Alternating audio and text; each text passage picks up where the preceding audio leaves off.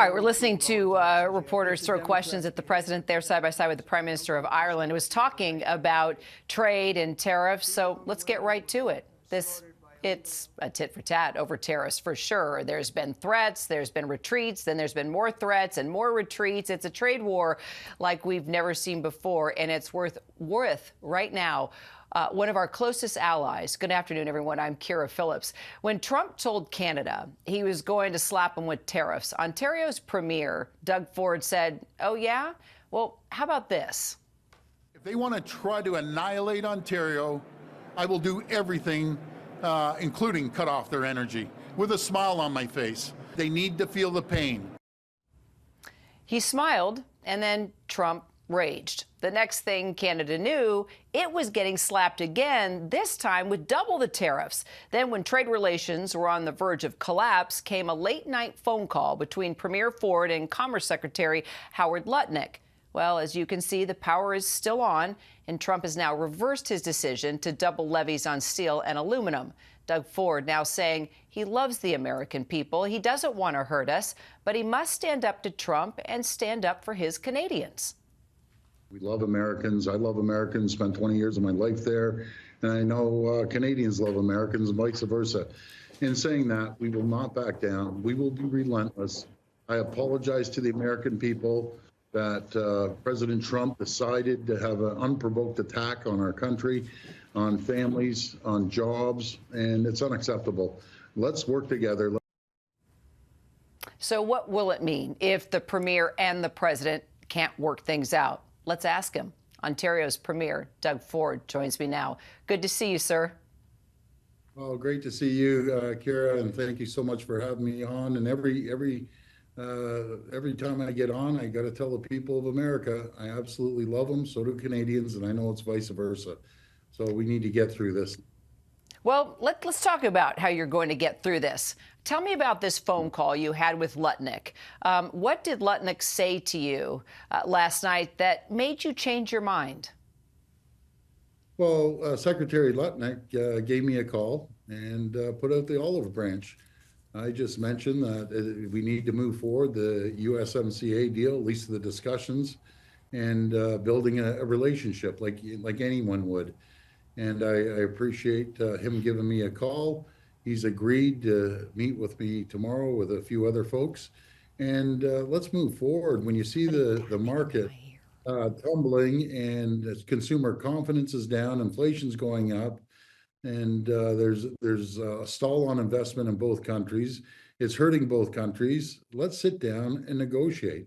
Tell me what you need, what you want, and we'll sit down and across the table and work it out back and forth.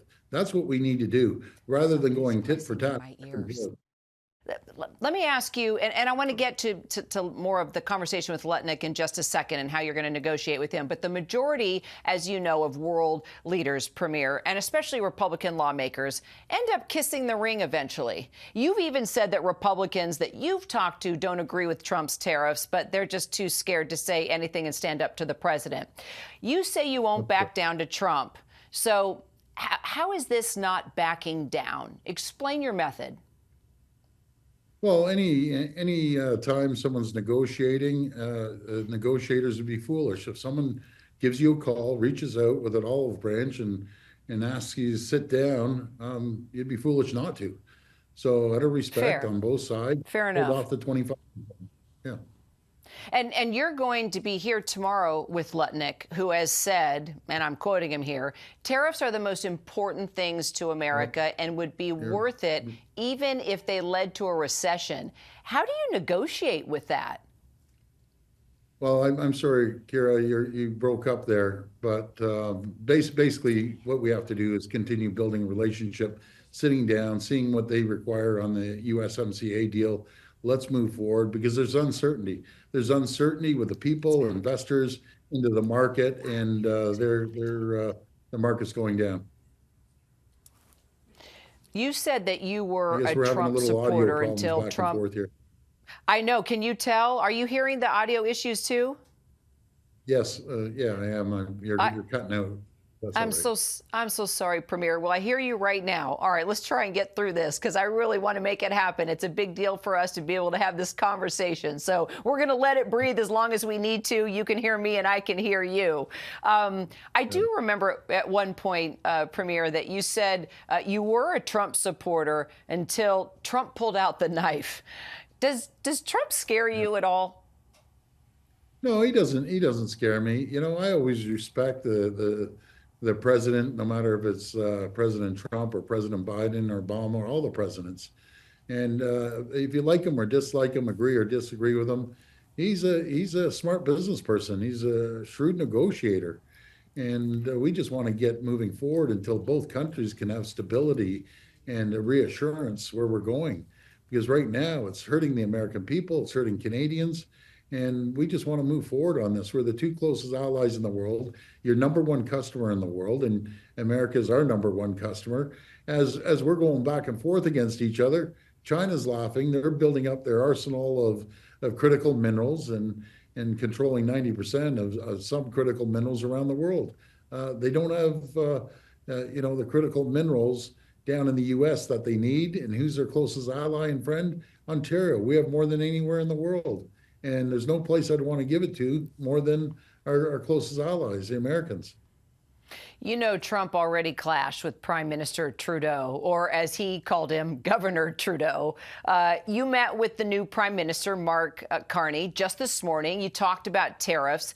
Do you think this is a chance to reset this relationship with the U.S.? I think so. Prime Minister-elect Carney is a very, very astute business person, extremely smart, and he's going to do well. I truly believe that. He can talk to President Trump and have a good conversation. He's not Prime Minister Trudeau. We need to move on from Prime Minister Trudeau and move forward and get this deal done. As you know, if a deal isn't made, prices on products like tools, computers, sports equipment, washing machines, I could go on and on. All those prices could skyrocket for us here in the U.S. What's your message to Americans right now? Well, let's move forward. Call your congressperson, your senator, your governor, and voice your opinion. This is just going to hurt both sides of the borders. You know, the supply chain's so integrated between our economies. You can't unscramble an egg. You have to make the omelet larger. And we're there to support you. All right. One more question. You know, I'm married to a Canadian, Premier. Canadians are usually the nicest people in the world. That's why I married a Canadian. But your folks are booing the U.S. at hockey games. You've got this baseball cap that reads, "Canada's not for sale." And now Canadians are even turning on the great one himself, Wayne Gretzky, for supporting Trump. Yeah, tell me what's going on, sir. I blank a little bit. Yeah, okay, there we are. I have went publicly. You do not boo the national anthem on either side. Because yes, the Canadians started it, then came back. You do not. These are people that put their lives on the line for democracy and freedoms in both countries. We have fought shoulder to shoulder in almost every single war. Do not boo anyone's national anthem. I agree with that, for sure. All right, and I'm assuming you're not going to put any tariffs on Wayne Gretzky's new Canadian maple-cured whiskey either, right?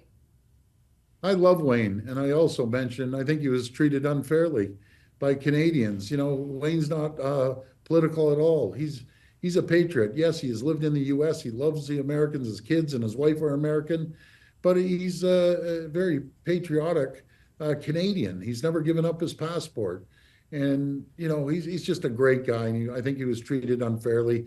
He was pretty choked up when I spoke to him last week. He believes in Canada. He loves America, but we need to move forward on this. This is terrible what's happening in both countries. We're their closest allies in the world, and we're going back and forth at each other. Unacceptable. So let's sit down and make this deal, and let's make the two countries, I call it the AMCAN fortress, the two wealthiest, richest, prosperous, safest two countries in the world. Amen for that. So I know you'll be here tomorrow, and I'm going to put the invitation out there now, Premier. I hope that you can come here in studio, sit next to me on set. I promise no audio issues. Just keep the lights on for us, and let's talk about the deal that you're about to make tomorrow. Does it sound like a plan? Will you make a deal with me to come back? Well, yeah, the timing works. I'll drop by and pay a visit anytime and say hello to my champion, JD. I'll tell you, he's an all-star here up in Ontario. And I just want to say, God bless America. God bless Canada. Let's get this deal done as quickly as possible.